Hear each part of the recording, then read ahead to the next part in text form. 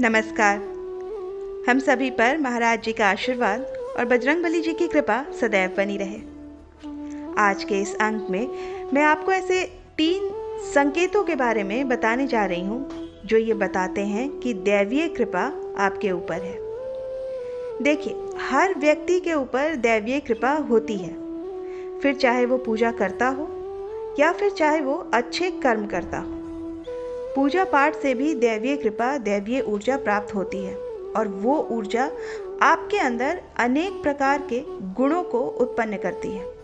उसी तरीके से अगर आप अच्छे काम करते हैं, आपके कर्म अच्छे हैं, आप सदैव दूसरों पर दया भाव रखते हैं, सेवा करते हैं, अपने माँ बाप की सेवा करते हैं, बड़े बुजुर्गों की सेवा करते हैं, बड़ों का सम्मान करते हैं, तो भी दैवीय कृपा आपको प्राप्त होती है। अगर कोई व्यक्ति पूजा पाठ ना भी करे, मात्र वो जीवों की सेवा करे, दरिद्र लोगों की, जैसे जो दरिद्र व्यक्ति हैं उनकी सहायता करे, साथ ही जो भूखे हैं उसको खाना खिलाए, प्यासे को पानी पिलाए, दान पुण्य करे, तो भी वो व्यक्ति शिवलोक की प्राप्ति करता है। ऐसा नहीं है कि जो पूजा करेगा वही शिवलोक की प्राप्ति करेगा।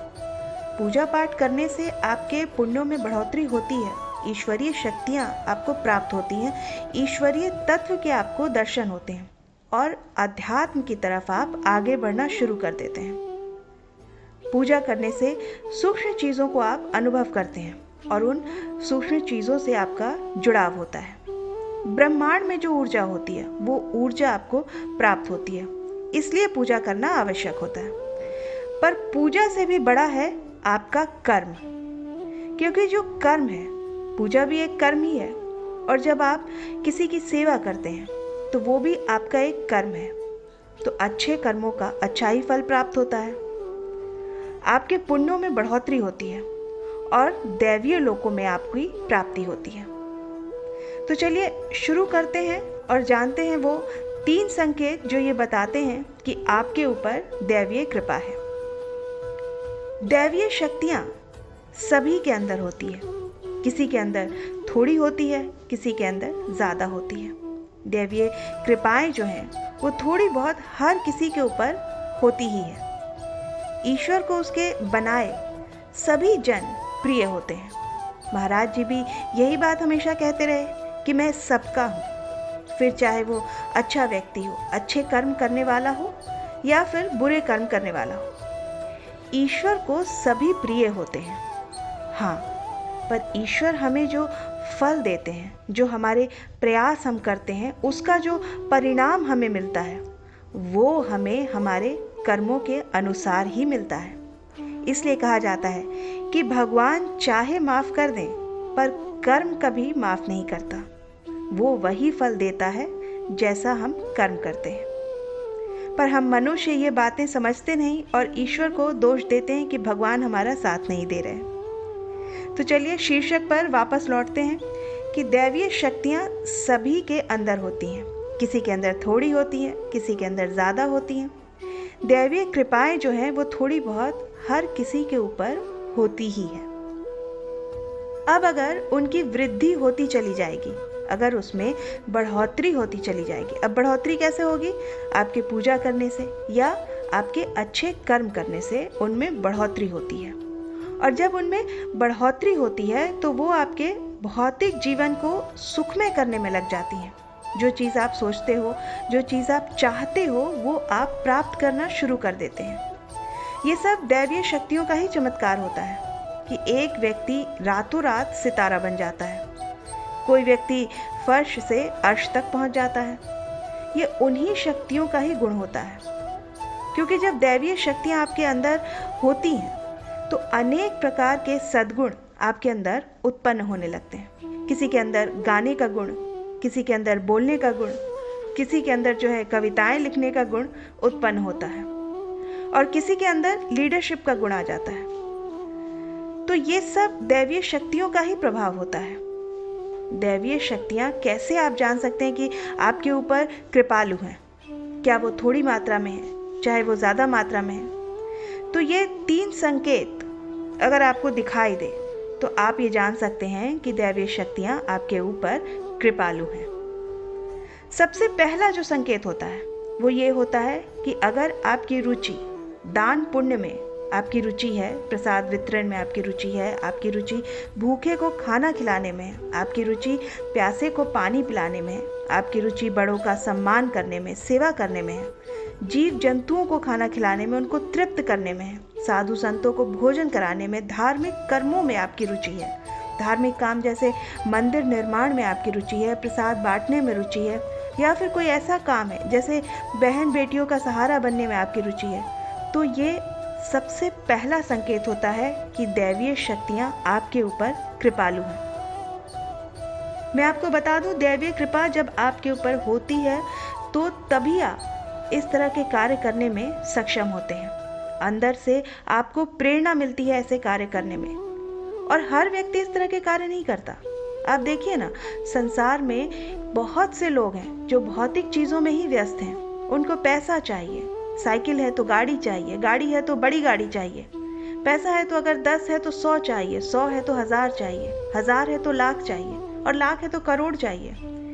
किसी की भी इच्छाएं पूर्ण नहीं होती हैं। तो भौतिक जीवन में ही कई लोग लगे हुए हैं। तो कहीं ना कहीं उन दैवीय शक्तियों का ही प्रभाव है कि उनकी प्रेरणा से आप दान पुण्य करते हैं, धार्मिक कार्यों में आपकी रुचि है। भूखों को जब आप देखते हैं तो आपका जो मन है वो पीड़ित होता है, और आप कोशिश करते हैं कि उसकी भूख को आप शांत कर सकें किसी भी माध्यम से। प्यासे को देखते हैं तो पानी की व्यवस्था करने की आप कोशिश करते हैं। किसी गरीब को, दुखी को देखते हैं तो उसके दुख को मिटाने की कोशिश करते हैं। तो ये प्रेरणा आपको अंदर से मिलती है, और वो दैवीय शक्ति ही आपको अंदर से वो प्रेरणा देती है।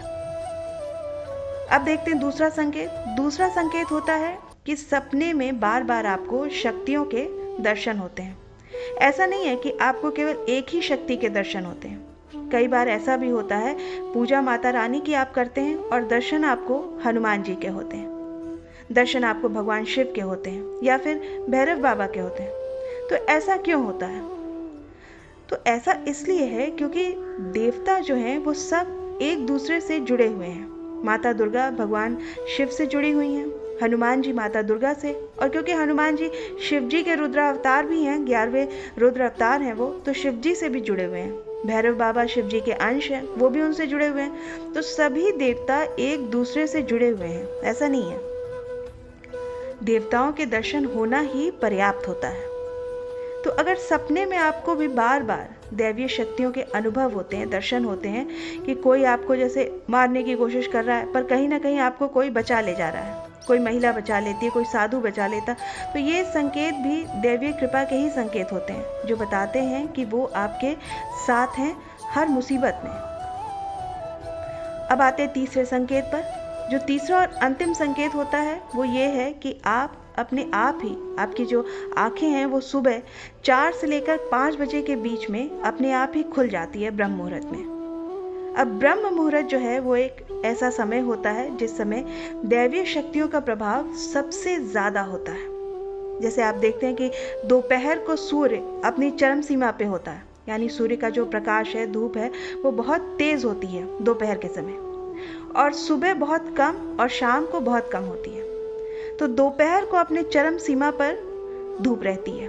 उसी प्रकार से दैवीय शक्तियां भी इस ब्रह्म मुहूर्त में 4 से 5 के समय में अपने उग्र प्रभाव में, यानी कि अपने पूरे प्रभाव में होती हैं। ब्रह्म मुहूर्त में शक्तियों का प्रभाव होता है, पूर्ण रूप से प्रभाव होता है, और ब्रह्म मुहूर्त में की गई जो साधना है, जो पूजा विधि है, वो आपको इन शक्तियों की कृपा को प्राप्त करा सकती है, भक्ति को प्राप्त करा सकती है।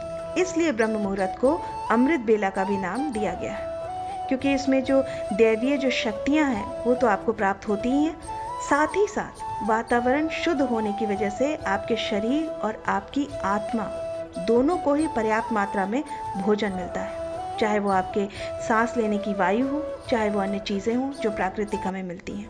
और इसलिए आपको ब्रह्म मुहूर्त में उठना चाहिए, और ब्रह्म मुहूर्त में उठकर आपको अपने जो धार्मिक कार्य हैं उनको करना चाहिए। तो ऐसे लोगों की आंखें आप देखेंगे कि अपने आप ही ब्रह्म मुहूर्त में खुल जाती हैं। ऐसा नहीं है कि एक दिन खुलती हैं, बार बार बिना अलार्म लगाए ही उनकी आंखें एक ही समय पर खुल जाती हैं। यह आश्चर्य ही होता है।